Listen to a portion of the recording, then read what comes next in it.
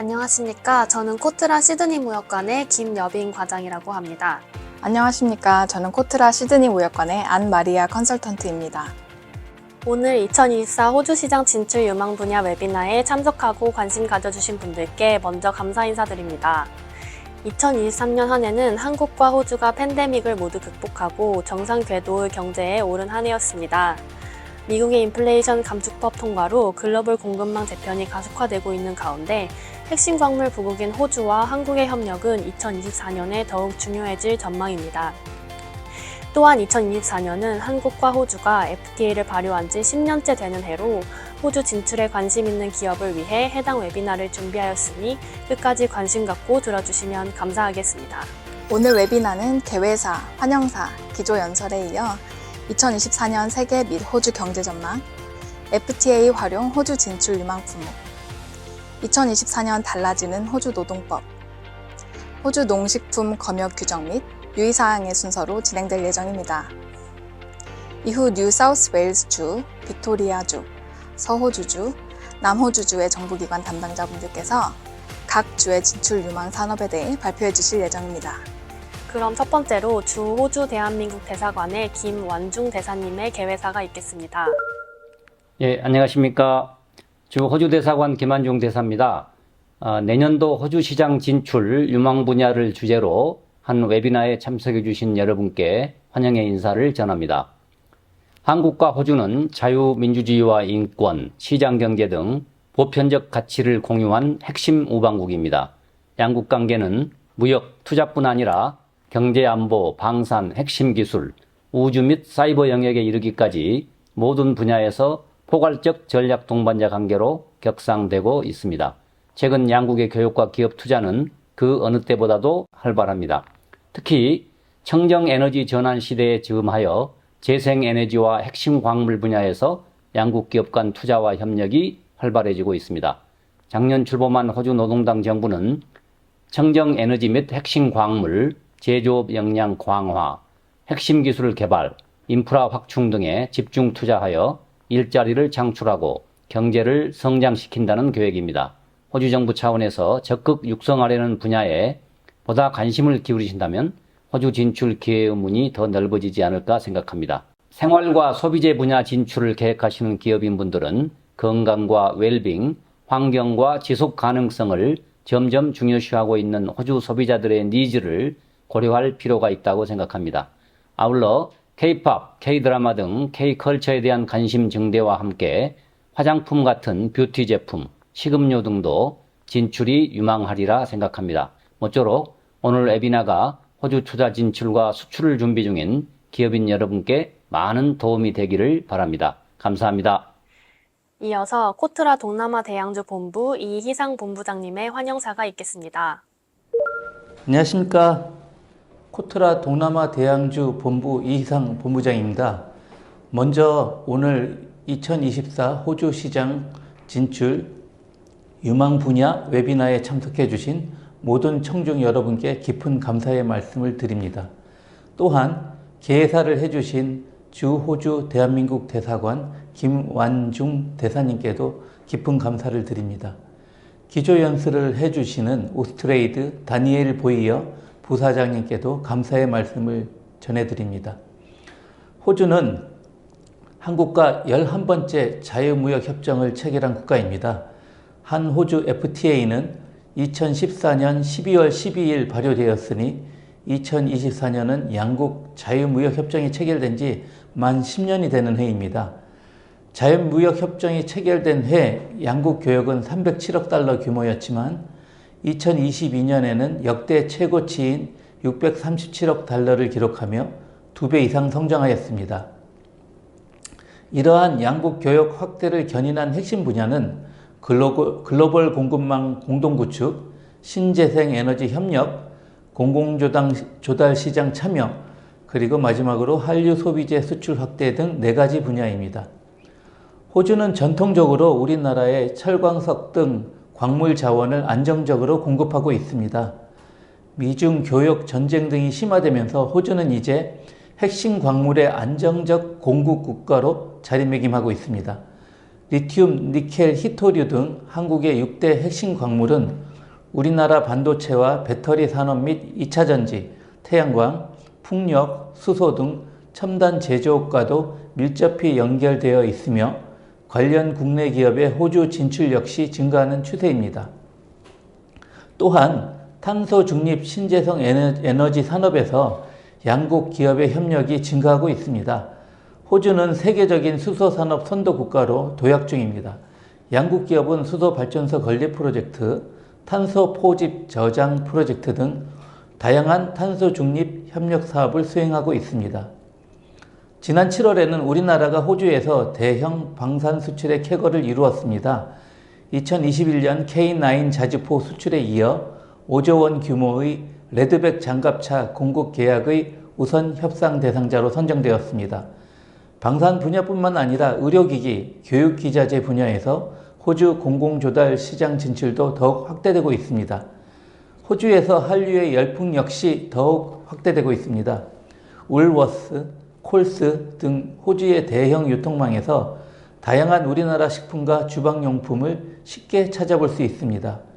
게임, 영화 등 K 콘텐츠의 인기도 호주에서 크게 일어나고 있습니다. 한국산 화장품은 특히 호주 내 이민자들에게 크게 인기를 끌어 매년 200% 이상 매출이 증가하고 있습니다. 오늘 웨비나는 2024년 호주의 경제 전망과 유망 협력 분야에 대한 소개에 이어 호주의 노동법 및 검역 규정 등에 대한 세부적인 안내가 있을 것입니다. 또한 뉴 사우스웨일즈, 빅토리아, 소호주, 남호주의 유망산업에 대해서도 각 주정부 인사들께서 직접 발표해 주실 것입니다. 각 주정부 발표자 분들께도 감사드립니다. 오늘 우리가 토론할 주요 주제들이 참석해 주신 모든 청중들께 조금이나마 도움이 되어 호주에 더욱 많은 상품과 서비스를 수출하고 더 많은 프로젝트에 참여하는 밑거름이 되기를 기대합니다. 다시 한번 참여해 주신 모든 분들께 감사드립니다. 다음으로 호주의 무역투자진흥 정부기관인 오스트레이드의 다니엘 보이어 부사장님께서 기조 연설을 해주시겠습니다. Hi everyone, my name's Daniel Boyer. I'm the Deputy CEO at the Australian Trade and Investment Commission, or Austrade. I'm really pleased to have the chance to speak with you again this year. And I'd like to thank and congratulate Contra and the Korean Embassy in Australia for hosting today's webinar. What a fabulous lineup of really high caliber speakers you've organised for the program. I'd like to start by acknowledging the traditional owners of the land on which I'm on today, the Ngunnawal and Ngambri people, and pay my respects to their elders past and present, and I extend that respect to any Indigenous people on the call today. For those who may not be so familiar with Austrade, we're the Australian Government's primary trade and investment facilitation agency. Like Contra, we help businesses go global by delivering trade and investment services. Events like today add to the deep and complementary bilateral and economic relationship that Australia and Korea have shared for nearly 70 years. And with the 10th anniversary of the Korea-Australia Free Trade Agreement fast approaching, we have much to celebrate. We have a strong friendship characterised by trust and by stability. By guaranteeing secure supply of resources and energy, Australia has helped turbocharge Korea's industrialisation. Australia's energy and minerals continue to be vital inputs to the Korean exports of steel, autos and ships. And Korea's purchase of Australia's iron ore, coal and LNG from the early 1970s was a key contribution to developing Australia's strong energy sector of today. Australia and Korea are natural partners. We have like-minded democracies with a shared focus on the Indo-Pacific, and we're strong supporters of free trade and the rule of law, with deep people-to-people cultural and commercial and educational ties. The work of Austrade and Contra continues to play an important role in furthering our relations. Australia and Korea recently celebrated 60 years of diplomatic relations and escalated our bilateral partnership to a comprehensive strategic partnership. This partnership remains strong. As Austrade's Deputy CEO, it makes me really proud of the role we have played in helping businesses export to Korea in greater numbers than ever before. We have a vibrant trade relationship. In 2022, Korea was our third largest export market. Coal, natural gas, iron ore, beef, copper and aluminium exports performed exceptionally well, with the total value reaching nearly $54 billion. And this prosperity goes both ways. During the same period, Korea ranked as Australia's fourth largest source of imports, nearly $28 billion in value. Australian consumers and companies have embraced Korean products including refined petroleum, cars, K-beauty and pharmaceutical products, K-food, transport services, electrical machinery and railway vehicles. Increasingly accessible, Korean products are enriching our quality of life. Further tariff reductions and eliminations, fast recovering two-way visitor and student numbers, the massive popularity of K-pop in Australia, and recent successes of homegrown businesses in each other's markets all paint a similarly positive outlook. Of course, it would be remiss of me not to mention the considerable opportunities presented by Australia and Korea's energy transition and decarbonisation journeys. Our shared goals for net zero present a real opportunity for greater two-way capital flows. Australia is a perfect location for Korean companies looking to take advantage of high-quality renewable energy resources. We have the space and we have the know-how to produce hydrogen and green steel. We know the importance of and are exemplars in robust, secure and stable supply chains, including in critical minerals that are used by Korea's battery and electric vehicle manufacturers. Given all of this, Austrade has the ambitious target of $30 billion of net zero aligned investment into Australia over the next 5 years. Korea is a critical partner in helping us achieve this significant goal. I encourage everyone with an interest in doing business with Australia to consider the export and investment opportunities that we have to offer. At Austrade, we look forward to doing our part to help build a sustainable future together. Thanks again to our friends at KAFTA and the Korean Embassy for supporting today's event. 개회사와 환영사 그리고 기조 연설해주신 분들께 감사드립니다. 그럼 지금부터 코트라 멜버른 무역관 최재영 과장이 2024년 세계 및 호주 경제 전망, 코트라 시드니 무역관 김여빈 과장이 FTA 활용 호주 진출 유망품목에 대해 각각 발표해 주시겠습니다.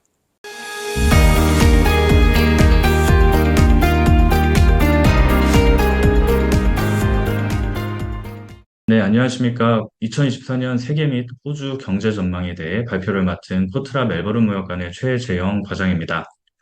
오늘 발표는 호주 경제 동향, 그리고 2024년 세계 및 호주 경제 전망, 그리고 내년도 호주의 주요 이슈에 대해서 설명드리도록 하겠습니다. 먼저 호주 경제 동향입니다. 호주는 대한민국 면적의 약 78배의 면적에 인구는 절반인 약 2,500만 명이 살고 있습니다. 이 인구의 약 77%가 시드니가 위치한 뉴사우스웨일즈주, 멜버른이 위치한 빅토리아주, 브리즈번이 위치한 퀸즐랜드주에 거주하고 있습니다. 그렇다 보니 경제 역시 이 세 개 주 순서로 전체 GDP인 1조 7천만 US달러의 약 70%가 집중되어 있습니다. 호주의 경제 구조는 서비스 및 1차 산업 중심의 경제 구조로 높은 임금으로 인해 제조업 기반이 취약한 국가입니다. 특히 1차 산업 중 광업은 호주 경제를 이끄는 주요 산업입니다. 서호주주를 중심으로 석탄, 철광석, 금, 우라늄 등 다양한 자원들이 매장되어 있으며 최근 2차 전지 소재로 사용되어 그 수요가 높은 리튬, 코발트, 니켈 등 핵심 광물들도 다량으로 매장되어 있습니다. 하지만 최근 호주의 경제 성장률은 글로벌 경기 침체로 저조한 상황입니다. 올해 1분기, 2분기 경제 성장률은 각각 0.4%로 올해 경제 성장률은 1.5%로 예상되고 있습니다. 다음으로는 호주 입국자 추이입니다. 2020년 3월 코로나19로 인해 국경을 봉쇄한 이후 호주로 입국하는 입국자 수는 기존 대비 100분의 1 수준으로 감소되었고, 그 결과 유학생 및 외국인 노동자에 의존하는 교육 그리고 농축 산업이 큰 타격을 받았습니다. 2022년 2월 다시 국경을 개방하면서 호주 입국자 수는 어느 정도 회복되었으나 아직 팬데믹 이전 대비 60-70% 수준 정도밖에 회복되지 않았습니다. 그 결과 팬데믹 시기 7.5%까지 상승했던 실업률이 현재는 전례 없는 인력 부족 현상을 가져오게 되었습니다. 2023년 9월 현재 호주의 실업률은 3.6%로 거의 완전 고용 수준을 유지하고 있습니다. 다음으로는 호주의 물가 상승률입니다. 팬데믹 시기 확장적 재정 정책의 결과로 호주의 물가 상승률은 급등하여 가파른 기준금리 인상과 함께 경제 성장 둔화를 가져왔습니다. 2023년 9월 현재 호주의 물가 상승률은 5.4%로 2022년 연말 8.4%의 고점을 찍은 후 하향세를 보이고 있습니다. 다음으로는 호주의 수출입 추이입니다. 2020년 코로나19로 인해서 수출입이 하락하였으나 호주의 주요 수출품인 원자재 가격이 팬데믹 기간 동안 상승해서 2022년 기준 호주는 역대 최대 교역액 및 최대 무역 흑자를 기록했습니다. 한국과의 교역은 2022년 기준으로 한국은 호주의 3위 수입국 및 수출국입니다. 반대로 호주는 우리나라의 9대 수출국이자 4대 수입국으로 교역 규모로 보면 호주는 우리나라의 5대 교역국입니다. 양국은 상호 보완적인 무역 구조를 가지고 있는데요. 호주에서 생산된 철광석, 원유와 같은 원자재를 우리나라로 수출하면 우리나라는 이를 철강, 휘발유 등으로 가공하여 다시 호주로 수출하는 무역 구조를 가지고 있습니다. 이러한 결과로 한국과 호주의 무역 수지는 최근 10년간 적자 추세를 보이고 있습니다. 다음으로는 2024년 세계 경제 전망입니다. IMF는 2024년 세계 경제 성장률을 2.9%로 예상했습니다. 이는 2023년 3%와 비슷한 수치입니다. 하지만 코로나19 이후 인플레이션을 잡기 위한 미국의 금리 인상 기조가 지속되고 있고 최근 불거진 중동 전쟁으로 불확실성이 남아있는 상황입니다. 하지만 팬데믹 이후 발생한 인플레이션이 완화 기조에 있어서 2024년 세계 경제 전망을 날씨로 표현한다면 흐림으로 표현할 수 있겠습니다. 다음 슬라이드는 주요국의 내년도 경제 성장 전망치입니다. 미국의 경우 높은 정책금리로 0.8% 성장이 예상되고 있고 유로 그리고 일본 지역은 작년 0%대 성장세에서 조금 상승하여 각 1.4%의 경제 성장이 예상되고 있습니다. 중국은 2023년 부동산 리스크로 인해서 작년보다 하락한 4.2%의 경제 성장이 예상되며 그 밖의 신흥국인 인도, 러시아, 브라질은 각각 6%, 0.7%, 1.5%의 경제 성장이 예측됩니다. 다음 표는 IMF, OECD, 월드뱅크 및 글로벌 신용평가사인 피치의 세계 및 주요국 경제성장 예측치입니다. 세계 경제의 경우 월드뱅크를 제외하고 각각 올해 대비 소폭 하락하는 전망을 발표했습니다. 다음으로는 2024년도 호주 경제 전망에 대해 설명드리겠습니다. 호주 중앙은행에 따르면 2024년 호주 경제 성장률은 올해 성장률인 1.5%보다 하락한 1.25%를 기록할 것으로 전망했습니다. 지난 11월 7일 호주 중앙은행은 기준금리를 0.25% 추가 인상하여 현재 기준금리는 역대 최고치인 4.35%를 기록하고 있습니다. 하지만 이러한 금리 인상에도 불구하고 높은 물가 상승률이 계속 유지되고 있고 주요 교역국들의 성장률이 평균치를 밑돌 것으로 예상되기 때문에 내년 호주 경제 전망은 B로 설명드릴 수 있겠습니다. 주요 경제기관인 IMF, OECD의 경우 내년도 호주의 경제 성장률을 각각 1.2%, 1.4%로 예상하고 있습니다. OECD의 경우 현재 완전 고용 수준인 호주의 실업률이 내년 연말 4.6%까지 상승하여 정상치에 도달할 것으로 예측했습니다. 글로벌 신용평가사인 피치는 낮게 예상되는 호주의 경제 성장률에도 불구하고 호주의 신용등급을 AAA로 평가하며 호주의 경제 펀더멘털이 아직 건재하다고 예측했습니다. 화면에서 보시는 그래프는 2022년 기준 호주의 주별 경제 성장률을 나타내는 그래프입니다. 영상을 촬영하는 11월 10일 현재 2022년 통계가 가장 최신 통계인데요. 호주 통계청에 따르면 빅토리아주가 5.6%로 가장 높은 성장률을 보이고 있습니다. 다음으로는 2024년 호주 주요 이슈입니다. 먼저 설명드릴 내용은 호주의 교역관계 다변화 노력입니다. 아시다시피 코로나19 이후 호주는 제1교역국인 중국과 무역 분쟁이 있었습니다. 올해부터 이러한 분위기가 완화돼서 중국은 석탄이나 보리와 같이 호주의 대중 주요 수출 품목을 다시 수입하기 시작했습니다.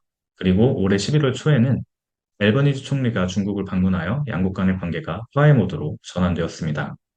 하지만 중국과의 무역 분쟁 이후 호주는 무역 관계 다변화를 모색하는 움직임을 보이고 있습니다. 하단 그래프에서 보시는 것처럼 2021년 이후 중국과의 교역은 매우 감소한 반면에 한국이나 일본 그리고 아세안과의 교역이 매우 크게 증가하였습니다. 이외에도 호주는 RCEP 가입 및 인도, 영국과의 FTA 발효 등 중국에 치중된 교역 관계를 분산시키기 위한 노력을 진행 중입니다. 두 번째로는 호주의 에너지 전환 정책입니다. 파리 기후 협정 이후 호주는 탄소 배출량을 2030년까지 2005년 대비 43% 이하로 감축하고 2050년까지 탄소 중립을 달성하는 목표를 세웠습니다. 이러한 목표를 달성하기 위해 2022년 출범된 노동당 정부는 2030년까지 재생에너지 전력 비중을 82%까지 증가시키기 위해서 200억 호주 달러를 투자하는 리와이어링 더 네이션 계획을 발표하였습니다. 그리고 2023년 7월 1일부로 연 10만 톤 이상의 온실가스를 배출하는 기업과 시설 215개에 대해 탄소 배출 상한선을 설정하는 세이프가드 메커니즘 개정안을 시행 중입니다. 2024년에도 호주의 탄소 배출 목표 달성을 위해서 추가적인 에너지 전환 정책이 나올 것으로 예상됩니다. 마지막으로는 인프라 투자 확대 지속입니다. 2023년 한 해 동안에 호주 정부의 인프라 투자액은 약 520억 호주 달러로 전체 GDP의 20% 수준입니다. 2023-2024 정부 예산안에서도 전년도와 동일하게 호주 정부의 10년 계획 인프라 건설 프로젝트에 대한 투자 규모를 1,200억 호주 달러로 유지하였습니다. 2023년 현재 호주 내에는 약 5,500개의 건설 프로젝트가 예정되어 있고요. 특히 2032년 브리즈번 하계올림픽 개최, 타즈메니아 AFL 구장 건설 등 관련된 대규모 인프라 건설 프로젝트가 예정되어 있어서 내년에도 호주 인프라 분야는 호황을 띨 전망입니다. 이상으로 발표를 마치겠습니다. 궁금하신 점 혹은 멜버른 무역관의 지원이 필요하신 경우에는 화면에 이메일로 문의 주시면 친절히 답변 드리도록 하겠습니다. 감사합니다.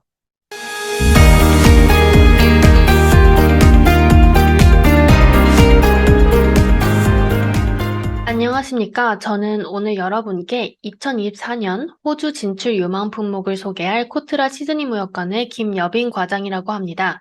반갑습니다. 2024년은 한국과 호주가 FTA 협정을 발효한 지 10년째 되는 해입니다. 한후 FTA로 인해 한국은 호주에 대해 현재 기준 94.3% 품목에 대해 관세가 철폐되어 있으며 호주는 한국에 대해 100% 품목에 대한 관세가 철폐되어 있습니다.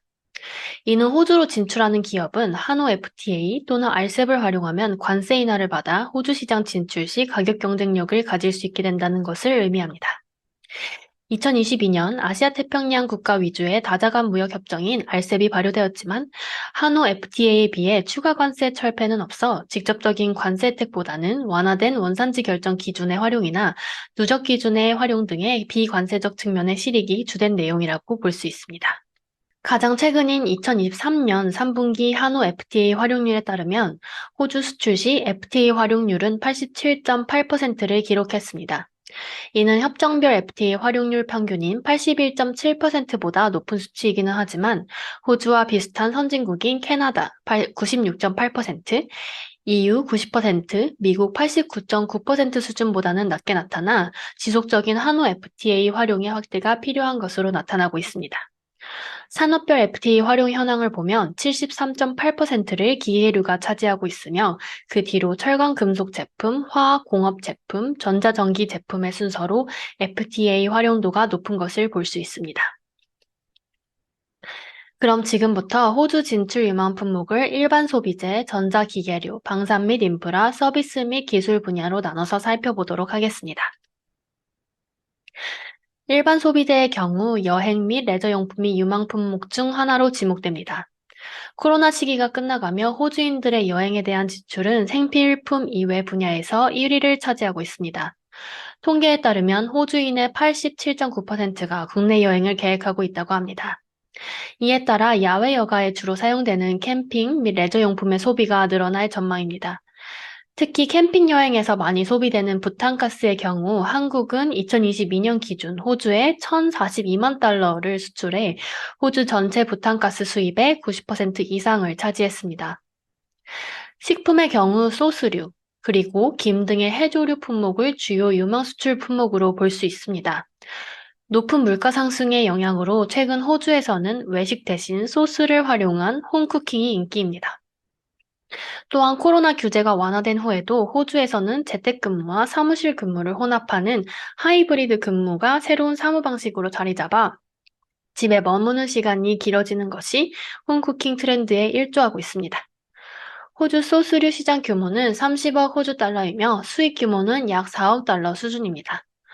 한식에 대한 인기가 높아지면서 고추장, 쌈장, 바베큐 소스 등 한국 식품과 소스류에 대한 인지도도 점차 높아지고 있습니다. 한편 김 등의 해조류 또한 주요 유망 품목입니다. 2022년 기준 호주는 해조류를 약 2,614만 달러 수입했으며 이는 전년 대비 15%나 증가한 수치입니다. 특히 김 같은 경우 김밥 등의 인기로 점차 비건식품, 건강식품으로 호주인들에게 인식되며 꾸준한 수요 증가를 보일 예정입니다. 애완용품 및 사료 시장도 호주 수출 유망 시장 중 하나입니다. 2022년 기준 반려동물을 입양한 호주 가정 비율은 전체의 69%까지 증가해 최대치를 기록했습니다. 이는 미국과 영국의 반려동물 입양 비율보다도 높은 수치입니다. 호주 반려동물 시장은 약 30억 호주 달러로 추정되며 향후 5년간 꾸준히 성장할 것으로 전망됩니다. 최근 사료 시장은 반려동물을 가족으로 여기는 풍조로 고품질 사료, 천연 원료를 사용한 프리미엄 사료가 트렌드입니다. 호주의 반려동물 사료 수입 규모는 2022년 기준 약 4.5억 달러로 전년 대비 13.6% 상승한 수치이며 한국의 경우 호주의 사료 수입국 중 5위를 차지하고 있습니다. 다음으로 전자기계류 분야의 유망 품목을 살펴보겠습니다. 첫 번째로 에너지 효율 가전제품이 유망할 것으로 예상됩니다. 호주 내 도매 전기 가격이 지속적으로 상승함에 따라서 호주 연방정부는 내년도 전기요금이 약 25%, 가스 등 에너지 비용은 16%까지 상승할 것이라는 전망을 내놓았습니다. 서민 부담 완화를 위해 호주 정부는 기업과 소비자가 에너지 효율 가전제품 구매 또는 태양광 패널 설치 시 저리 대출을 지원하거나 보조금을 지급하는 정책을 발표한 바 있습니다. 이에 따라 호주에서는 에너지 비용을 절약해 줄 수 있는 고효율 가전제품, LED 전구, 단열 제품 등이 유망할 전망입니다. 두 번째로 전기자동차 및 관련 제품입니다. 2023년 6월까지 호주에서 판매된 전체 신차 중 약 8.4%가 전기차로 기록됩니다. 이는 2022년 판매된 전기차 전체와 비교했을 때 120% 이상 증가한 수치입니다. 호주 정부는 올해 4월 최초로 국가 전기 자동차 전략을 발표해 2025년까지 주요 도시를 연결하는 고속도로에 117개의 전기차 고속 충전소를 설치할 계획을 밝혔습니다. 또한 전기차에 한해 5% 수익관세 철폐, 전기차 구매 사업체의 세금 면제, 전기차 할인 프로그램 등 총 4천만 달러를 투자해 전기차 구매 인센티브를 강화할 예정입니다. 호주는 고인건비, 고물류비로 인해 제조업 기반이 상대적으로 약하기 때문에 자동차의 경우 수입 시장에 거의 전적으로 의존하고 있습니다. 전기차 이외에도 충전기 및 충전 케이블이나 전기차 애프터마켓 부품, 관련 액세서리 수요도 증가할 것으로 예상됩니다. 세 번째로 호주 농기계 제품군을 유망 품목으로 선정했습니다. 농업 강국인 호주는 전체 국토의 55%를 농경지로 활용하고 있습니다. 호주 트랙터 및 기계협회에 따르면 2022년 호주 농기계 산업 규모는 전년 대비 약 9% 증가한 56억 호주 달러로 추정됩니다.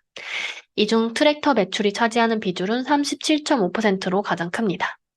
호주는 트랙터 생산이 거의 없어서 트랙터 및 관련 부품에 대한 수입 의존도가 높고 수입 시장도 크게 확대되고 있습니다.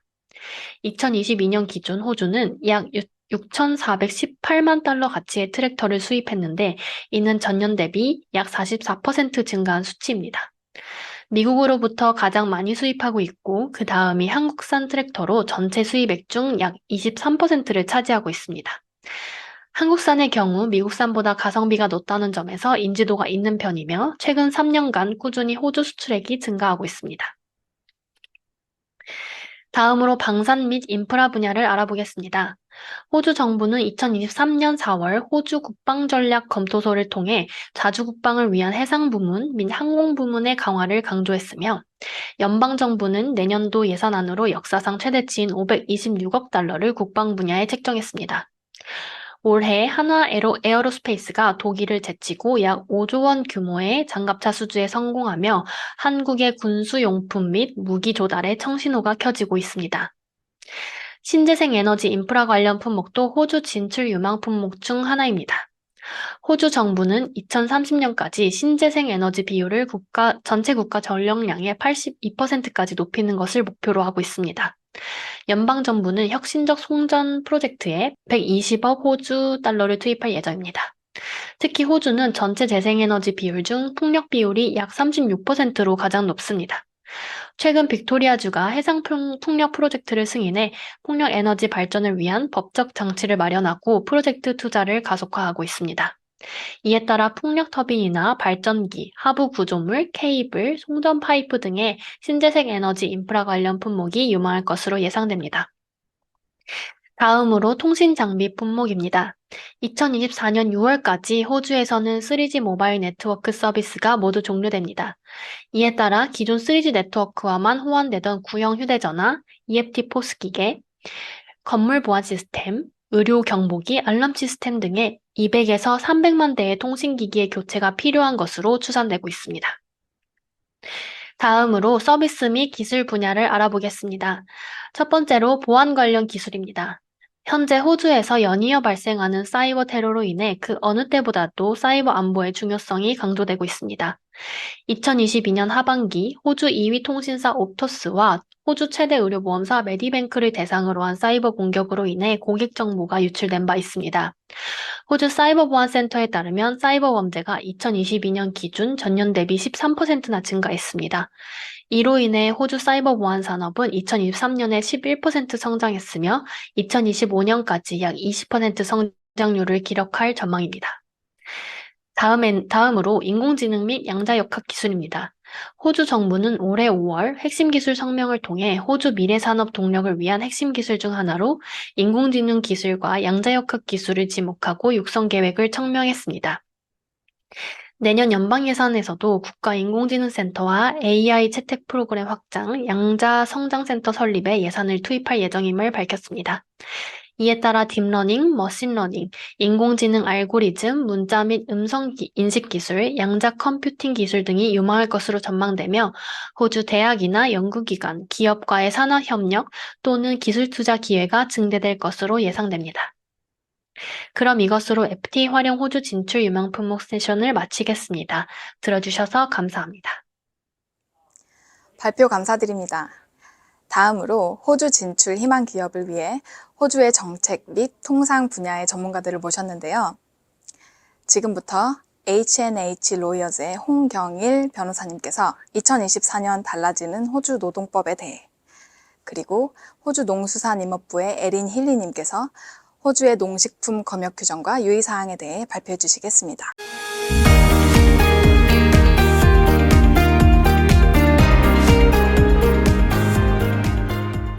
안녕하세요. H&H 로이어즈의 홍경일 변호사입니다. H&H 로이어즈는 호주 시드니와 멜번에 사무실을 두고 있으며 1996년 창립한 이래 호주에 진출하는 한중일 기업 및 그 지사들, 다국적 기업, 정보기관들이 필요로 하는 법률 자문을 전문적으로 제공해 오고 있습니다. 오늘 웨비나에 초청 감사드리며 그럼 지금부터 2024년 달라지는 호주 노동법에 대해 발표하도록 하겠습니다. 2024년 달라지는 호주 노동법에 대해 설명드리기 전에 호주 노동법 시스템에 대해 아주 간단한 설명을 드리도록 하겠습니다. 호주에서는 Fair Work Act라고 하는 법령이 적용이 되며 이에 따라서 일반적으로 적용되는 고용계약서 외에 산업별 협약, 그리고 국가 고용 기준이 적용됩니다. 국가 고용 기준의 경우 호주 내 근무하는 모든 노동자들에게 적용되는 기준들로서 고용주로서 무조건 법적으로 제공해야 하고 지켜야 하는 의무라고 이해하시면 됩니다. 그리고 이에 해당되는 국가 고용 기준들은 슬라이드를 참고하시면 됩니다. 12가지가 나와 있습니다. 그리고 산업별 협약의 경우 근로자들이 종사하는 산업이나 직종에 적용되는 법규들이 나와 있습니다.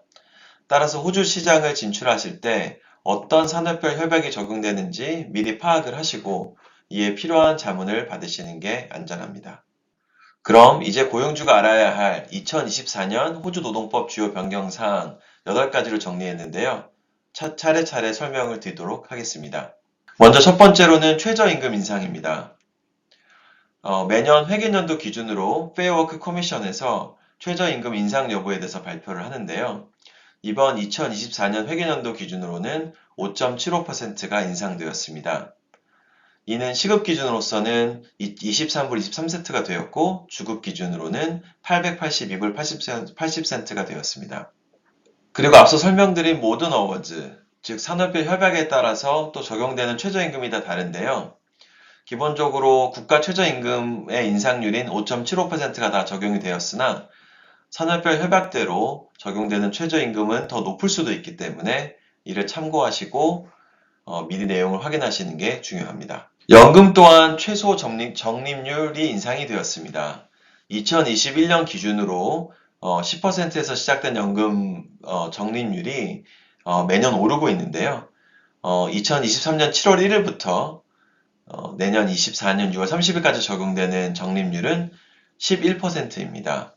그리고 2024년 7월 1일부터 또 적용되는 적립률은 11.5%로 인상이 될 예정입니다. 그리고 이후 매년 2027년까지 회계연도마다 상승 예정이며 2028년 이후부터는 12%의 비율을 유지할 것이라고 예정이 되어 있습니다. 호주 노동법에서 가장 문제가 되는 부분은 부당해고 클레임입니다. 이 부당해고 클레임은 직원이 해고를 당했을 때 이 절차가 부당하다라고 클레임을 거는 케이스들인데요. 호주 법상 부당해고 클레임이 가능한 임금 상한선이 있습니다. 이는 작년 회계연도 기준 16만 2천 불이었는데요. 2024년 회계연도 기준으로서 16만 7천 불로 인상이 되었습니다. 그리고 부당해고 클레임 시 compensation, 주로 이제 보상이 되는 상한선이 정해져 있었는데요. 이는 임금 상한선의 절반인 26주치의 임금이었습니다. 앞서 설명드린 임금 상한선의 인상에 따라서 이 또한 8만 1000불에서 8만 3750불로 인상이 되었습니다. 코로나 이후 유연근무제에 대한 이슈가 굉장히 화두가 되고 있는데요. 이는 호주뿐만 아니라 다른 나라들도 마찬가지입니다. 이에 맞춰서 호주 법규가 강화가 되었는데요. 더 많은 직원들이 유연한 근무 조건을 요청할 수 있는 자격이 생겼습니다. 예를 들어 임신 중인 직원이나 가정폭력을 경험하고 있는 직원들은 유연근무제 요청할 수 있는 조건이 명시적으로 포함이 되었습니다. 그리고 고용주의 입장으로서는 직원의 유연근무제 조건 요청에 대한 승인 과정을 진행을 할 때 충분한 상의를 해야 되며 서면으로 기록을 남기고 통보를 해야 되는 의무가 생겼습니다. 그리고 거절 시 거절을 할 만한 충분한 사유나 합당한 이유가 있었다는 것도 증명을 하고 이를 통보를 해야 되는데요. 이러한 이유 때문에 페어 커미션에서 이런 유연 근무제에 대한 분쟁을 중재하고 조정할 수 있는 권한이 생겼습니다. 또한 고용계약서 내에 본인의 급여를 공개하지 못하게 하는 조항들이 일반적으로 존재를 했었는데요. 이에 대해서 호주 정부에서는 자신의 급여를 직장 동료들을 포함한 다른 타인에게도 공개할 수 있는 법적 권리는 직원에게 있다라고 판단을 하고 이러한 급여를 공개하지 못한다라는 조항을 고용계약서에 넣게 되는 경우 이는 무효화하는 법률이 통과가 되었습니다. 따라서 급여 또는 보수를 공개하지 못하도록 하는 조건을 고용계약서나 취업규칙 등 다른 서면 문서에 포함시킬 수 없고 이미 있더라도 법적 효력이 없습니다. 그리고 이러한 법규에도 불구하고 해당 금지 조항을 넣는 경우 6만 6천 불에 최대 6만 6천 불까지의 벌금을 물 수 있기 때문에 이러한 조항이 호주 고용계약서 내에는 존재하지 않게 하도록 확인하시는 게 중요합니다. 그리고 직장 내 성희롱 책임에 대한 강화가 되었습니다. 성희롱은 다들 아시다시피 하는 행동이 어떤 인시던트가 일반적인 사람에게 불쾌감이나 굴욕을 느낄 수 있는 그런 가능성이 있어야 하는데요. 고용주의 책임이 강화된 부분은 이런 직장 내 성희롱을 미리 방지하기 위해서 모든 합당한 조치를 취했다라는 것을 증명해야 합니다. 이 뜻은 이런 성희롱 문제가 생기기 전에 사내 규정을 만들고 강화해야 하며 이에 필요한 예방 교육도 실시하는 것이 중요하다고 볼 수 있습니다. 그리고 기간제 근로자 계약 기간의 연장에 대한 제한이 생겼습니다. 이는 이제 곧 12월 6일부터 시행이 예정되어 있는데요. 기간제 근로자, 즉 1년, 6개월 이렇게 기간제로 정해져 있는 근로자의 계약 기간이 연장 기간을 포함해서 총 2년을 초과할 수 없게 되었습니다. 또한 1회 이상의 연장이 불가능합니다. 물론 예외사항이 있어서 전문 기술 근로자나 고소득 근로자 등에게는 적용이 안 될 수 있지만 이 부분을 유의하셔서 특히 이제 한국 기업이나 정부기관에서 기간제 근로자 계약 기간을 매년 연장하는 이러한 방식을 계속 하시게 되는 경우 문제가 될 수 있음을 꼭 유의하시기 바랍니다. 또한 이런 기간제 근로자 계약을 체결할 때에는 Fixed Term Contract Information Statement라고 하는 Fair Work에서 엄부드스맨에서 제공하는 이 스테이트먼트를 꼭 제공하셔야 되는 의무가 있습니다.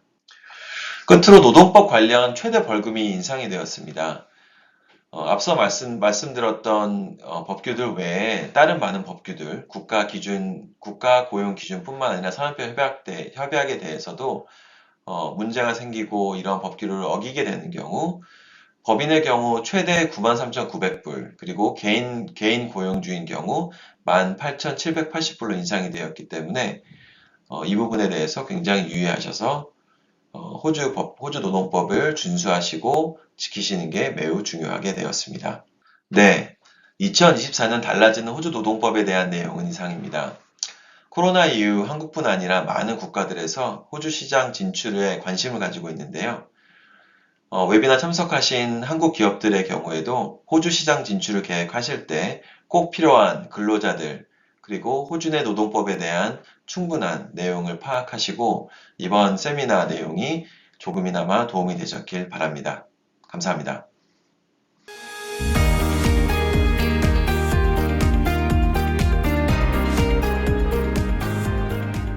Hello, my name is Erin Healy. I work for the Department of Agriculture, Fisheries and Forestry. My team manages market access requests related to plant commodities. In my team, I focus on the Republic of Korea. Today, I am presenting on Australian biosecurity and food safety requirements for food and other goods exported to Australia. Under Australia's legislation, the Biosecurity Act and the Imported Food Control Act, the department regulates food and other goods imported into the country. This is to protect Australia's agricultural industries and environment from biosecurity risks, like pests and diseases, and to protect the public health from food safety risks. To stop harmful pests and diseases from entering Australia, some goods, including some foods, are not permitted or are only permitted if certain import requirements are met. If the goods are permitted, they may require import permit or certification. Some goods and foods also require treatment, testing and other activities before being imported or when it reaches Australia's borders. Even after food passes biosecurity requirements, food safety requirements may also apply. I will provide detail on our biosecurity and food safety requirements and then point you to where you can find this information. The department has biosecurity requirements for all goods that could introduce pests and diseases into Australia. Biosecurity requirements are in place to protect against pests and diseases that could cause harm to Australian agricultural industries or the environment. Biosecurity requirements apply to many types of goods, such as, but not limited to, raw and processed foods, live plants or animals, timber, and animal food. We apply biosecurity measures at different points of the export and import process, from before goods leave the exporting country to when goods arrive at the Australian border. Pre-export biosecurity measures may include the department conducting audits of facilities, government inspection and certification of goods, treatment, testing, and specific types of processing. These measures have been designed to target harmful pests and diseases, such as the ones that you can see on the screen, to prevent them from entering Australia. For example, the capra beetle, which you can see in the lower left corner of the screen, loves to infest a huge range of plant products, including rice. Strict measures are therefore in place to prevent capra beetle and other pests and diseases from entering Australia. By Australian law, some goods are subject to certain biosecurity import conditions. Some goods are not permitted entry. Others are only allowed into Australia if they comply with import conditions, like the biosecurity measures we just discussed. This may include the requirement for an import permit. The biosecurity import conditions are based on risk assessments that are conducted by the department in accordance with international standards and our obligations. Our department's scientific experts determine if the goods can be safely imported into Australia and under what kinds of conditions. One way they do this is by conducting an import risk analysis. As part of this analysis, our scientific experts recommend import conditions that must be met in order for goods to enter Australia. Import conditions are put into law and are published on the Department's Biosecurity Import Conditions System, known as BICON. BICON holds all of Australia's biosecurity import conditions. You can easily find BICON by typing it into a search engine or by going to the web address on the screen. In BICON, you can search for the import conditions relevant to the goods you are looking to send to Australia. You can do this by typing the goods into the quick search, using the scientific name search, or even searching by tariff code. After you select a search result, BICON may ask you a series of questions that ensure that you receive the most accurate information. If the goods require an import permit, you can apply for a permit on the same page. Please note that only an importer based in Australia can apply for an import permit. Before goods are exported to Australia, it is important to check the import conditions on BICON and or on the import permit to ensure that any pre-export conditions are met. For example, certain treatments or government certification. Once the goods are shipped, the importer needs an Australian customs broker to lodge an entry and documents for the department's assessment. A department biosecurity officer will assess the documents to determine whether the import conditions have been met and whether further biosecurity measures are required when the goods arrive. After the goods are released, some food items may be referred for an imported food inspection.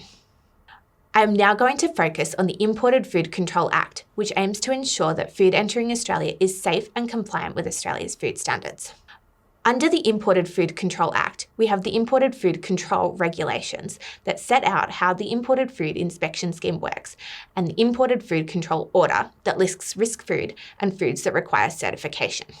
The Australian Government authority responsible for developing food standards is Food Standards Australia New Zealand, also known as FSANZ. FSANZ also provides the department with advice on imported food that presents a potential medium or high risk to public health. FSANZ undertakes scientific assessment of imported food and advises on the risk level of the food. This advice is published on the FSANZ website. Based on the FSANZ advice, the department implements risk management measures at the border to mitigate the risks identified. Our Imported Food Control Order lists all the foods that are risk classified and also those that require certification. All other food is classified as surveillance food. We use a range of tools to manage food safety risks associated with the imported food through the Imported Food Inspection Scheme. The approach used is proportionate to the level of risk posed to public health. When there is evidence that foodborne illness is associated with an imported food, emergency powers can be used to stop further imports until the exporting country provides assurance that the hazard has been mitigated. Australia can require foreign government certification for risk food. This is mandated when the competent authority oversight is needed to manage a particular food safety risk. For example, the safety of bivalve molluscs is dependent on the government oversight of harvest areas. We can also require importers to provide food safety management certificates for foods when assurance is needed that hazards of concern are being managed, particularly when border testing cannot be reliably used, such as for viruses. And lastly, depending on the level of risk, we refer food for border inspection and testing. This is explained in more detail in the next slide. All shipments of product classified as risk food are initially referred for border inspection. This is at a rate of 100%. This inspection rate decreases as compliance is demonstrated. After 5 consecutive passes, the rate falls to 25%. Following a further 20 passes, it is reduced again to 5%. Any fail will mean the rate returns to 100%. Surveillance food has a 5% chance of being randomly referred for inspection. If there is a fail result, all future shipments are referred for testing until compliance is demonstrated. This is normally after 5 consecutive passes. All food referred for inspection is subject to visual inspection. We look for signs of damage, deterioration, and infestation. Labelling is also inspected to verify compliance with Australia's Food Standards Code. Analytical testing is usually applied to risk food and some surveillance food. All analytical tests that we conduct can be viewed on our website. The following slide provides import data specific to Korea. The top 3 commodities imported from Korea include beverages, animal and vegetable fats and oils, noodles and snack foods such as crackers, rice cakes and biscuits. I am pleased to report that food from Korea is highly compliant, with a 98.6% compliance rate for foods tested since the beginning of 2022. Our failing food reports are published monthly on our website. These reports list food that have failed due to compositional requirements, because they are prohibited foods, and or have failed analytical testing. Foods that have failed due to label non-compliance are not included in these reports. We also publish an annual report on our website. This report provides an overview of activity under the Imported Food Inspection Scheme. Thank you for the opportunity to speak today. I hope the presentation has provided you with information to assist your understanding of Australia's biosecurity and food safety requirements for food exported to Australia. You can get more information by visiting the department's website or by contacting the department by email or phone with the details on the screen. 발표 감사드립니다. 다음으로 호주 주별 유망 산업에 대해 살펴보겠습니다. 호주 4개 주에서 무역 및 투자 진흥 정부기관 담당자분들께서 발표해 주실 텐데요. 뉴 사우스 웨일스 주에서는 마이클 뉴먼 커미셔너께서, 빅토리아 주에서는 아담 커닌 커미셔너께서, 서호주 주에서는 니콜 파사나 커미셔너께서, 남호주 주에서는 셀리 타운센트 커미셔너께서 발표해 주시겠습니다.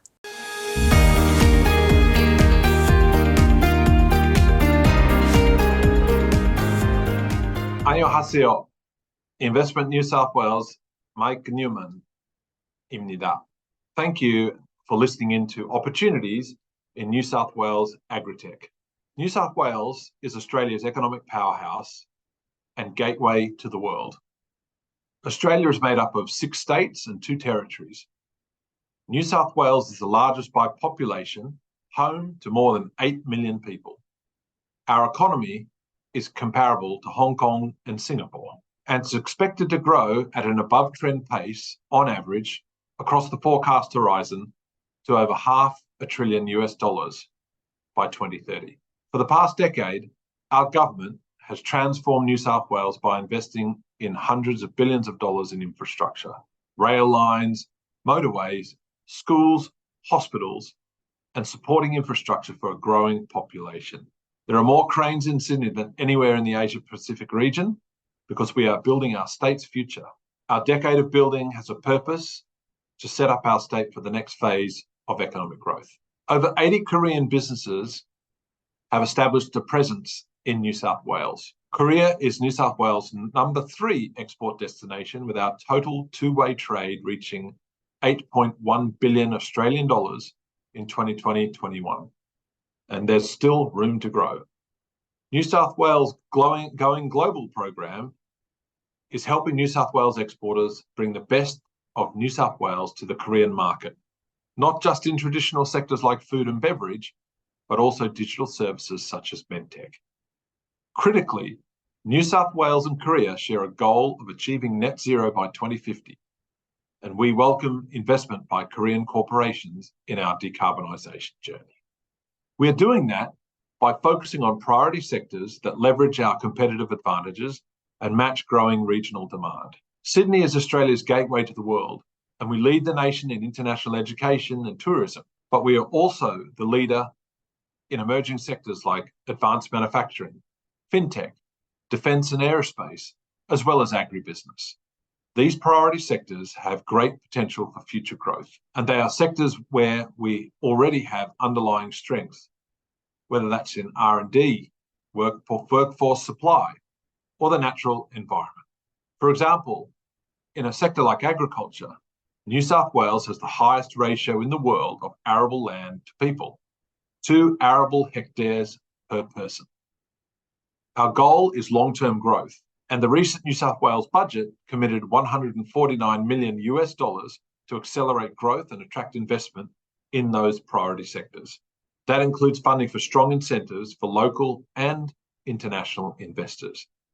The bottom line, our investment is targeted at the sectors where we have already laid the foundations for success. This is an exciting time for agtech in New South Wales. By 2030, Australian agriculture is forecast to grow into a $100 billion industry. This will help create more and more demand for tools and technologies that help improve farmers' productivity and sustainability. There are also multiple agtech hubs being developed to connect farms to markets.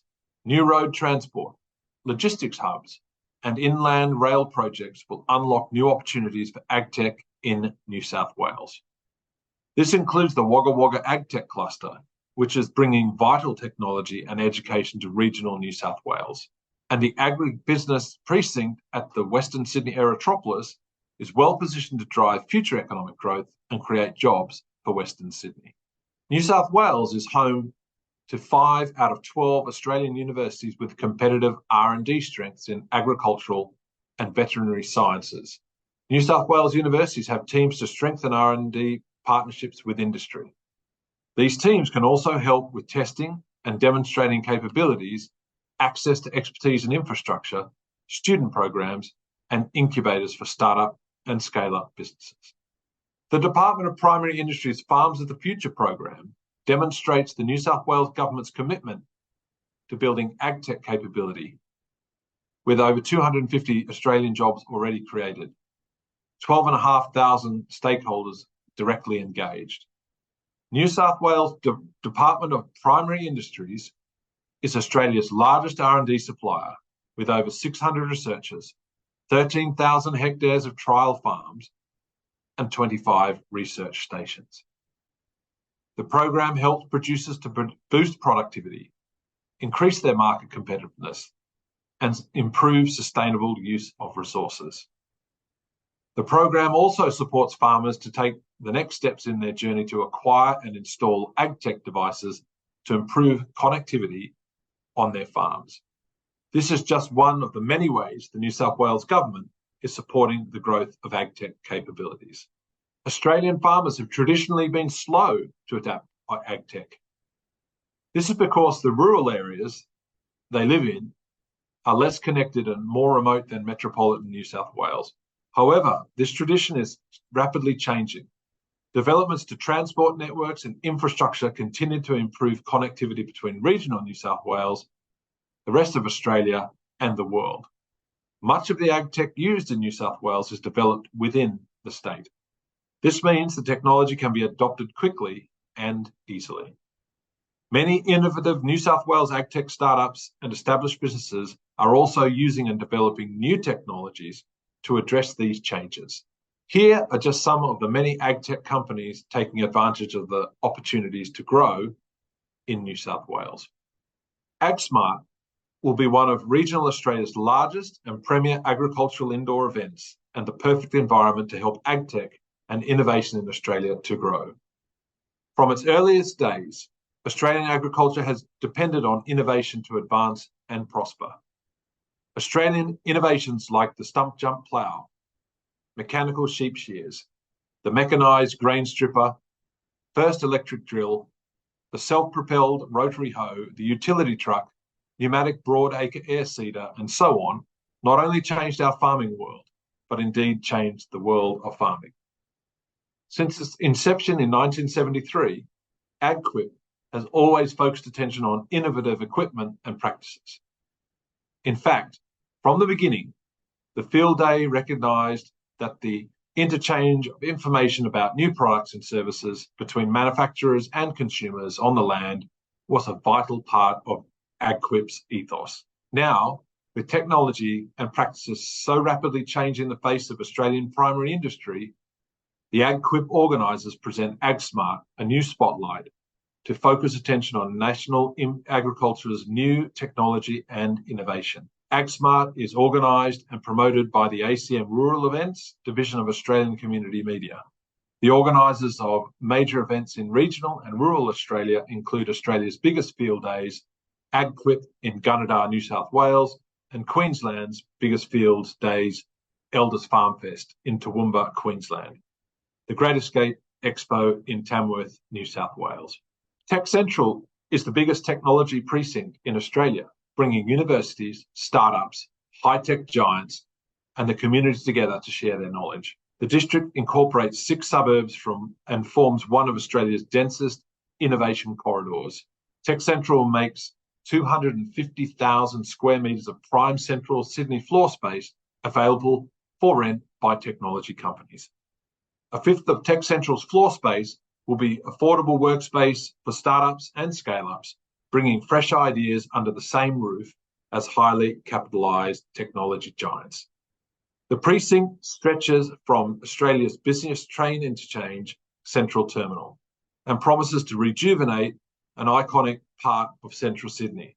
It is surrounded by world-class universities, over 100 research institutes and centres of excellence, and Data 61, the data and digital arm of Australia's National Science Agency. Tech Central is Sydney's innovation heart. Located in the tech startup capital of Australia, Sydney is an exceptional city in which to work, live and innovate. It hosts one of the nation's deepest and broadest multidisciplinary research ecosystems, a comprehensive research and collaboration cluster where the brightest minds are changing people's lives for the better and building the industries of the future. Already 2 of Australia's largest tech businesses, Atlassian and Afterpay, are relocating their headquarters to Tech Central. And I quote, "If you look around the world, the best technology countries have a physical place they can point to and call home. Whether it's Silicon Valley, Tel Aviv or Singapore, we're thrilled to be able to add Sydney to that list," said Atlassian Chief of Staff Amy Glancy. Tech Central is also home to 3 unicorns, Canva, Safety Culture and Rocked. Join us at Tech Central to be part of the most exclusive, sustainable and creative innovation district in the world. Allow me to finish with a video. In New South Wales, a diverse geography and climate supports broad-based agriculture, food and beverage production. Our natural environments and modern production standards yield high-quality, premium products, known globally for their flavour, safety and nutrition. New South Wales is Australia's largest consumer market, home to a skilled workforce, advanced infrastructure and world-leading technology and innovation. Food and beverage manufacturing employs over 63,000 people in the state. New South Wales is also a major commodities producer. 81% of its landmass is devoted to agriculture. A proven leader in food safety, regulation and innovation, New South Wales hosts strong R&D capability across industry, government, universities and research institutes. Established freight and logistics networks are supported by highly developed transport infrastructure to capitalise upon proximity to major offshore markets. New South Wales offers a business-friendly environment, backed by strong institutional support across precincts, food safety, industrial and agricultural production, innovation and R&D, workforce development and skills, circular economy, advocacy, business programs and incentives. Find out more about the opportunities New South Wales can create for you. Thank you for your attention. We look forward to seeing you in New South Wales. Kamsahamnida.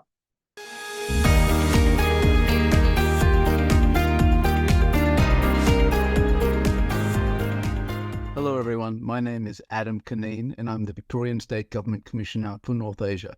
That's our offices in Seoul and in Tokyo. Today I'm going to speak to you about investment opportunities in the state of Victoria. You've probably heard of Melbourne before, that's the capital of Victoria. Let's get started. So this first slide just provides you with an overview of Victoria, probably like all the other states are saying, very similar things. A couple of things I'd like to highlight for you. The first one is first-class livability.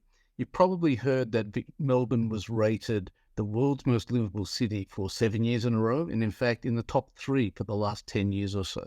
I'd also like to highlight that it's called the gateway to Asia Pacific for Australia. It's because the Port of Melbourne is the largest port in the Southern Hemisphere, and also the Melbourne's International Airport is the only airport in Australia to be operating 24 hours a day. It's also Australia's fastest growing city. You probably think Sydney's the largest city in Australia, but just this year, they're around about the same at about 4.7 million people each. Melbourne will continue to grow a little bit faster than Sydney. We'll talk about that a little bit later. So let's move to the next slide.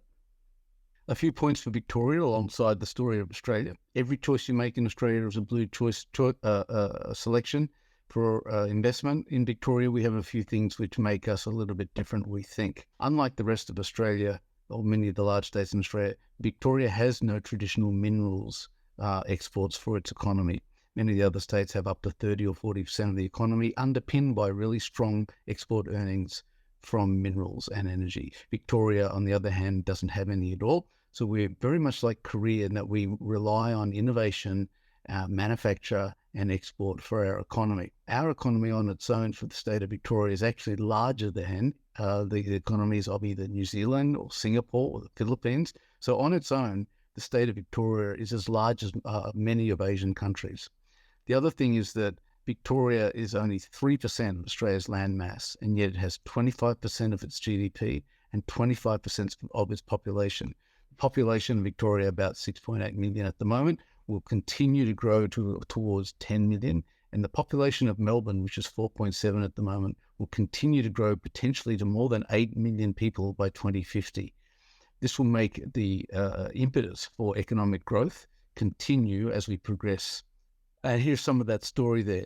Melbourne has an $80 billion infrastructure investment pipeline. It has to. The growing number of population, the expanding city, it's expanding in a circular fashion, just like Seoul, means that road, rail and air links are all very important. And Victoria is expending a $80 billion pipeline to make sure that happens. Also, it's home to 40 of Australia's top 200 companies listed on the stock exchange. About 5 or 6 years ago, Victoria used to be Australia's motor vehicle manufacturing hub. Ford, GM and Toyota all had manufacturing facilities in Victoria, about 200,000 vehicles. Due to the continuing growth in the Australian economy, the price for vehicles and labour force meant that it was not economical to make them in Australia. So we transitioned from traditional manufacturing to new tech-based manufacturing. And you can see here some examples of our research institutions and universities partnering with the world's major corporations to explore and take advantage of the opportunity for those collaborations. Melbourne University, and you can see in the top there, is ranked a little bit higher than Seoul University and Tokyo University, and is collaborating with hundreds of companies, including Boeing. But you can see the other collaborations there: Thales for defense, Siemens, Johnson & Johnson, IBM. Some of the largest corporations in the world are partnering with the research and university institutes in Victoria. And to talk about that, in Australia, we only have 40 universities. That doesn't sound like very many, but our own universities are quite large. A couple that you can see there at the top: Melbourne University has 60,000 students, and Monash University has about 80,000 students. All the universities you can see there in Victoria are rated in the top 500, and 2 of them are in the top 100, Melbourne and Monash. You can also see there that we have government-owned vocational training providers called TAFEs, and they're producing the workforce we need as we rapidly move to advanced manufacturing and bio and life sciences technical services. The other thing I'd like to show you here is that we have 13, well, actually about 28 institutes in Melbourne, Victoria in the life sciences area, making it world top 3 alongside of Boston and London for medical research and development. Some of the Korean companies who've already invested in Victoria include names you'll well know. Cosmax MBT is a nutraceuticals manufacturing company. Male Dairy is the largest dairy producer in Korea, has a protein production plant outside of Geelong, a satellite city about 80 kilometres from Melbourne. GSE&C Engineering is the major engineering partner for the Northeast Link freeway construction of $10 billion. Hyundai Corporation is growing organic mushrooms. Hummer Defence has just signed an $8 billion procurement contract with the Australian Army for land vehicles. And you can see Lotte Duty Free is now the concession runner for the duty free at Melbourne Airport, and Common Farm, of course, for veterinary sciences, vaccines and pharmaceuticals. Every country in the world is now looking at new energy opportunities. I'm delighted to tell you that in Victoria that we're no different. In fact, we have a net zero emissions target of 0 by 2050. To do that, you can see some of the categories there. In wind, in offshore wind, between 2030 and 2040, we'll be putting 9 gigawatts of offshore wind in. We have large-scale solar developments happening, and in fact, a lot of companies are testing the market with 5, 10, 30 megawatt installations, which we can help you source and develop.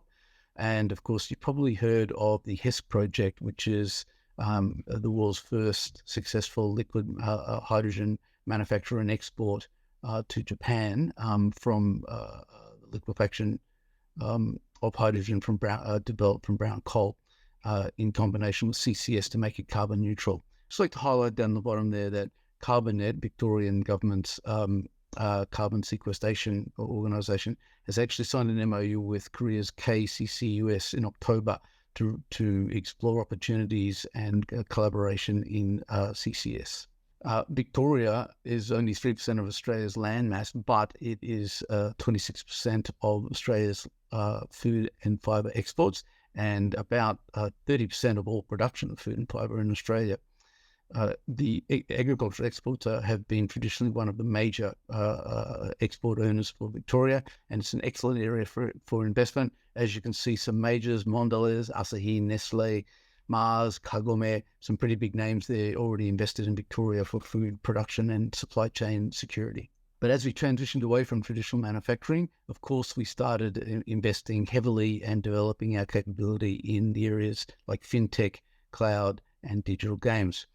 You can see some of the names of some of the unicorns that have been developed from startups in Australia in the fintech community.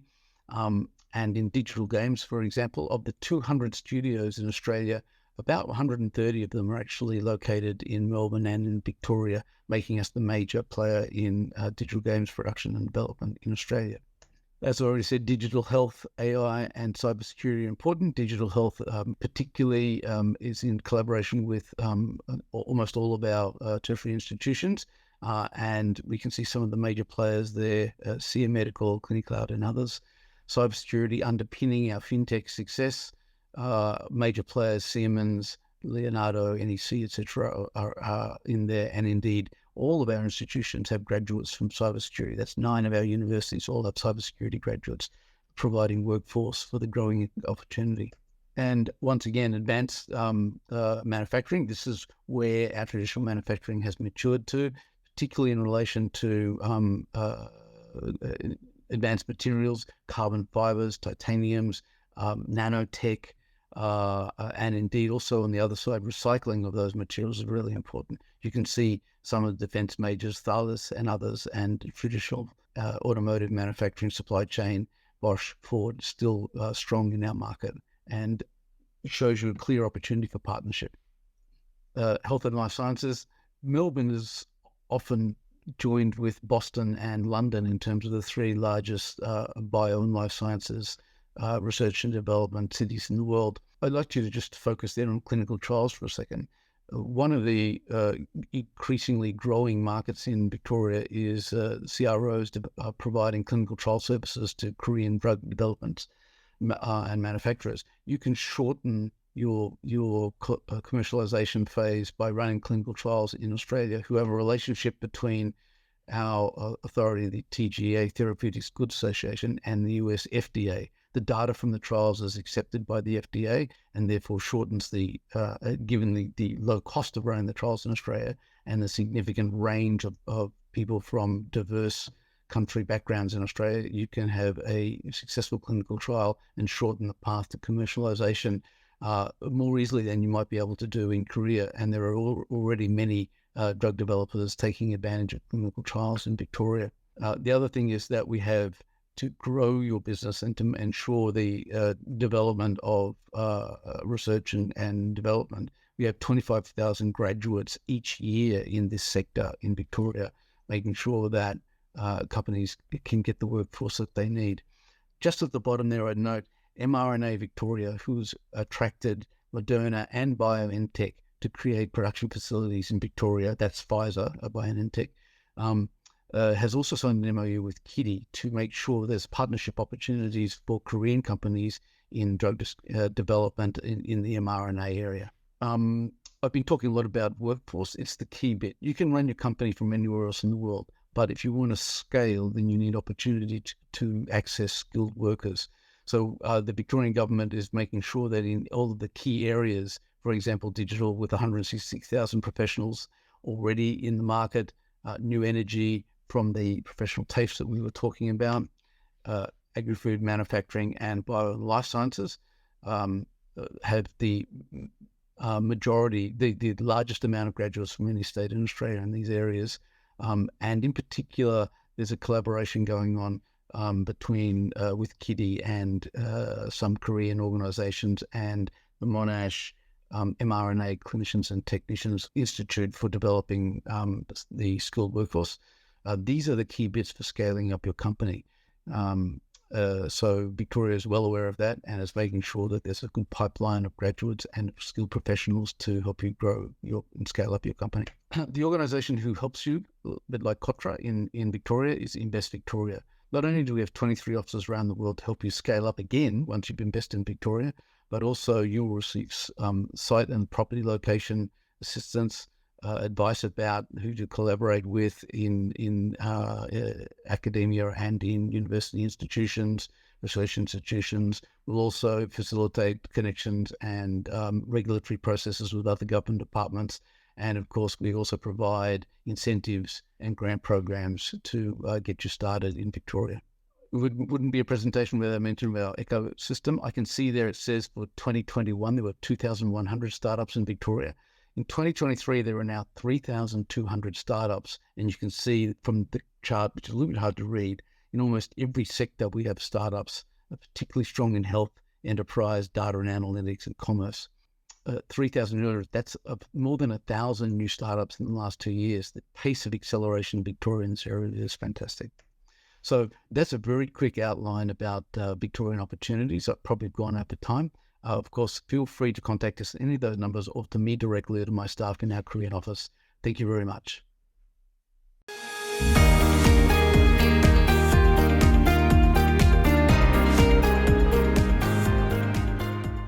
Hello, my name's Nicole Fasana, and I'm the Investment and Trade Commissioner in Northeast Asia for the Government of Western Australia. I'm going to share my screen now. Thank you so much for this opportunity to present to you today on investment opportunities in Western Australia. So South Korea is a very important market for Western Australia. South Korea is our third largest trading partner, and much of that trade is around petroleum, iron ore, wheat, and other mineral commodities. So the West Australian government has an economic development framework, and this framework really leads a lot of our strategic economic development across different industries in the economy. Some of the targeted areas that we'd like to focus on in terms of attracting investment into and growing export opportunities in is around production and scale of renewable hydrogen, advanced critical minerals processing, manufacture of medical products and digital health devices, and some other sort of key areas that might be relevant to South Korea might be the decommissioning of oil and gas infrastructure and the development of new carbon capture, utilization, and storage projects. So these are some of the key sort of targeted areas that we'd like to work with South Korean companies in. So West Australia also has a renewable hydrogen strategy. So we recently had 2022 goals, which we had achieved. And now we've got 2030 goals that we are now aiming for.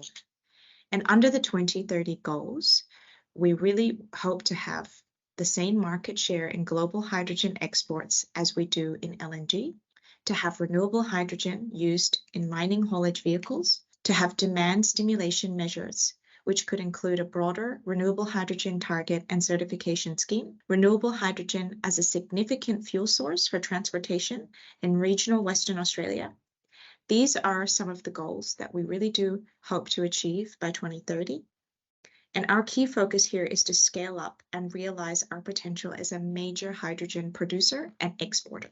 So across the state, we've got about 30 to 40 different renewable hydrogen projects in various stages. So we also have in green, Pilbara Hydrogen Hub, Midwest Hydrogen Hub, and Kwinana Hydrogen Hub, which we hope to sort of cluster a lot of the projects around and to have some key infrastructure developed in these areas as well.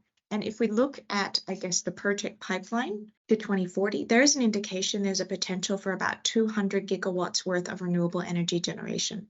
And these projects could supply millions of tons of renewable hydrogen every year to Korea. Renewable hydrogen, of course, has the potential to value add and decarbonize existing major industries that you have in Korea, such as the steel industry, to produce green products such as green iron and steel. So as mentioned before, we do have identified 3 hydrogen hubs in Western Australia, and one of them is the Pilbara Interconnected Hydrogen Hub, which we have some pretty big plans for, including upgrading of ports, to develop a hydrogen pipeline and a research and development facility as well. The Pilbara region has been identified as Australia's most prospective centre for hydrogen demand to 2050, and the estimates for hydrogen production and exports in this region range from 3 to over 10 million tonnes per annum by 2050.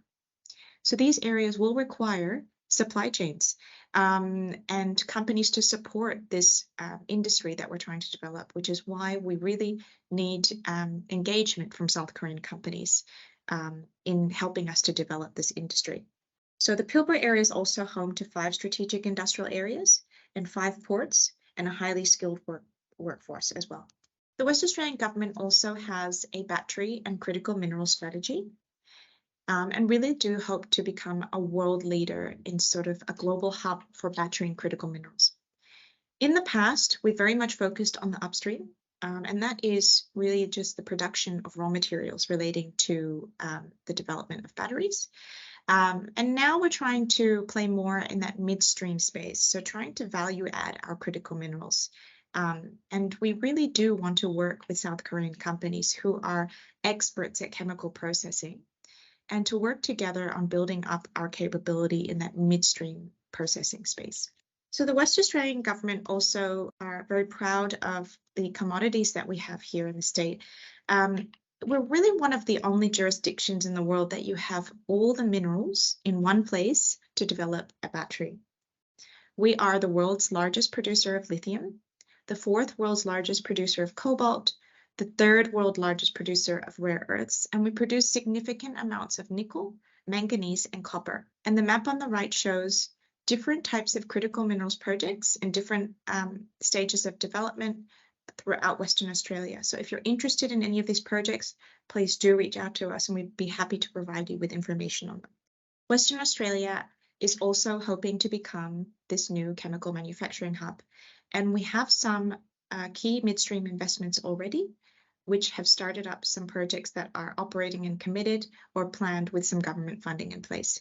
If you are interested in participating in any of these projects or knowing more, please do reach out to us as well.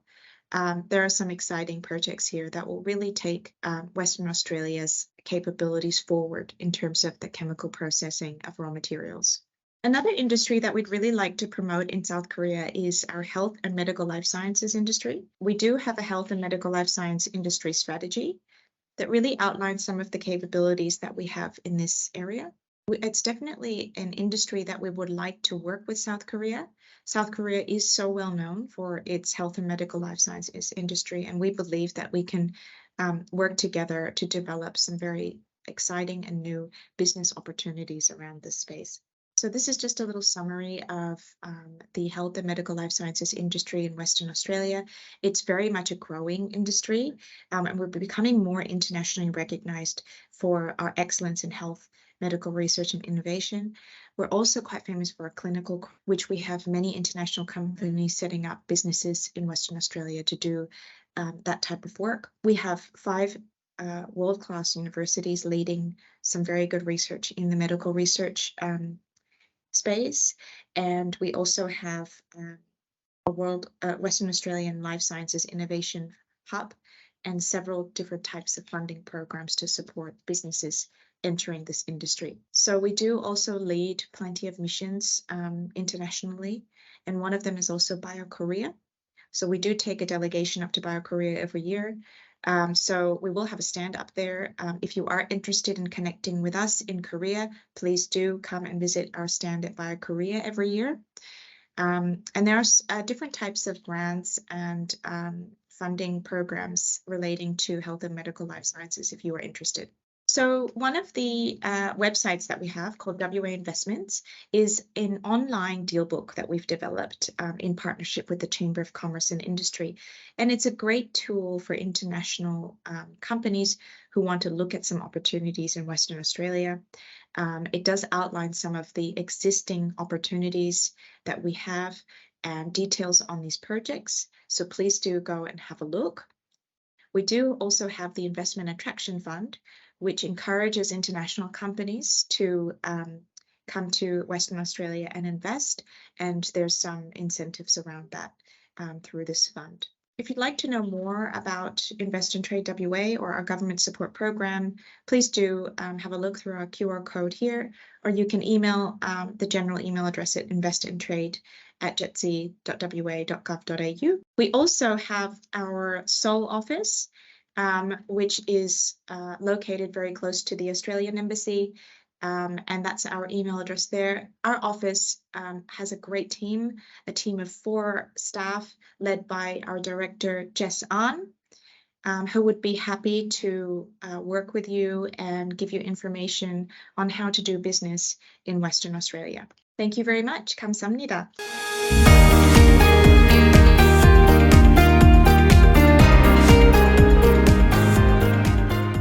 Good afternoon, everyone. My name is Sally Townsend, and I'm the South Australian Government's representative for North East Asia, based at the Australian Embassy in Tokyo.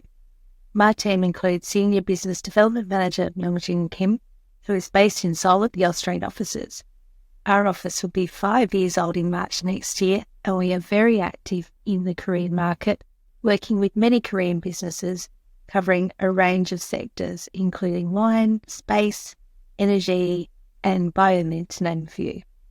Thank you very much for the opportunity to introduce South Australia and why Korean SMEs should export and expand to our state. South Australia, with its capital city Adelaide, is perfectly positioned to support the establishment and growth of new ideas, entrepreneurship, and business in Australia. With a strong manufacturing base and leading the way forward across a range of existing and emerging sectors, South Australia is an exciting proposition to invest in. We nurture a stable, innovative and industrious business climate with strong connections to national and global markets. As you can see from our logo, South Australia is your door to Australia and the rest of the world. We have a supportive investor environment with a competitive business environment and competitive construction costs. A way of doing business that supports profitable investments through our world-leading regulatory system, a highly skilled workforce, competitive labour costs, and premium city office accommodation, cutting-edge research and development facilities and networks, and strong collaboration between government, industry, and academia. SA consistently offers investors stable and low-risk investment opportunities in one of the world's most livable cities. The Economist Global Livability Index named Adelaide as Australia's most livable city in 2021 and the world's 3rd most livable city. And just last month, the Wall Street Journal selected Adelaide as Australia's coolest city. South Australia is a renewable energy powerhouse, pioneering the way to a more sustainable future and on track to reach the target of 100% net renewables by 2030. Renewable energy investments include 2 world-leading home battery schemes, 22 wind farms, 3 utility-scale solar farms, the world's leading lithium-ion battery at the Hornsdale Power Reserve, which is this image you see here, installed in 2017. You may know this as the Tesla battery, the world's first big battery. More than 70% of our energy is coming from renewables. We have the world's first gigawatt-scale grid powered entirely by solar and wind, and we are on track to achieve 100% renewable energy by 2030 and 500% by 2050 to be exported nationally and internationally to countries like Korea, We have a groundbreaking clean hydrogen industry in development, which offers fantastic opportunities in minerals processing, critical minerals, and rare earth discoveries. South Australia boasts an abundance of natural assets, including significant renewable energy zones for wind and solar, mineral deposits of copper, gold, iron ore, graphite, gas, and petroleum products, meaning that global demand for resources can be serviced and our technical expertise is already high. Our companies in South Australia are building capability and sustainability for the next decade in preparation for a technological transformation with the rare ability to rapidly scale a skilled workforce to meet the needs of global technology companies, providing infrastructure, safety and security. South Australia is one of the best places in the world to establish or expand operations.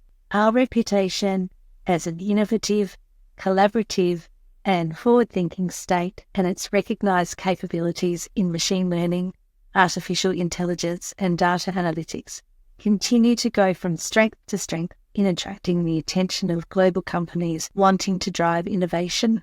South Australia offers great investment opportunities in the critical technologies, big data, data analytics, machine learning, artificial intelligence, cybersecurity. We are home to the Australian Institute for Machine Learning, a global leader in machine learning and robotic vision research and high-impact research translation, and the state has an ongoing partnership with MIT's Connection Science.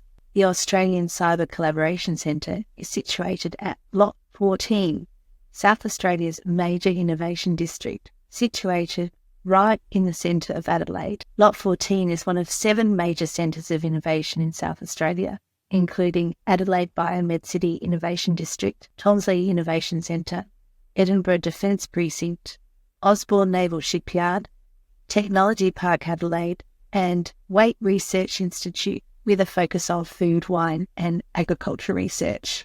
This beautiful building is the South Australia Health and Medical Institute, known as SAMRI, which makes up part of Adelaide Biomed City, again in the centre of Adelaide, 20 minutes from Adelaide Airport. South Australia is where health and life sciences research, innovation, manufacturing, and Australia's most comprehensive clinical trials ecosystem intersect with world-leading AI and high-tech capabilities. In South Australia, businesses can cost-effectively collaborate with world leaders in biotech, clinical trials, digital health, medical devices, aging well, research, academia, clinical care, and business development. Adelaide is Australia's home for AI and data analytics-driven innovation and is leading the nation in AI in healthcare and in end-to-end clinical trials. Australia's most experienced providers operate in South Australia, creating the nation's most comprehensive, connected and supportive clinical trial ecosystem, providing support across the entire supply chain. Many of you will know South Australia from our wonderful wines. We dominate the Australian wine industry, producing 80% of Australia's premium wine from over 700 wineries. But we also excel in horticulture, dairy, grains, meat and livestock, seafood and aquaculture, food manufacturing and other beverages. South Australia is internationally recognised as a reliable, safe and sustainable producer and exporter of premium fresh and value-added food and beverages grown in a clean environment using world-leading technology and practices. South Australia is centrally located, making our state an ideal hub for the distribution of premium food across Australia, with established export networks by air and sea for export to Asia. We are well positioned to meet the growing global demand for reliable, safe and sustainable fresh and value-added food and beverages, and for developing new future protein products. We have strong biosecurity frameworks and traceability systems, and are close to a diverse range of agricultural subsectors such as dairy, grains, horticulture, fisheries and aquaculture, viticulture, forestry and livestock. South Australia provides the perfect environment for primary producers to connect with agtech developers through collaborative networks. Our state also has the largest concentration of agricultural research institutions in the Southern Hemisphere.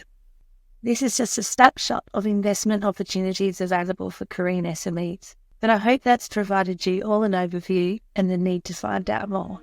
이상으로 2024 호주시장 진출 유망분야 웨비나를 마치도록 하겠습니다. 긴 시간 들어주셔서 감사드리며 웨비나 발표 내용과 관련된 문의가 있으신 경우 화면에 나오는 이메일 주소로 문의를 보내주시면 답변 드리도록 하겠습니다. 긴 시간 청취해주셔서 감사드립니다.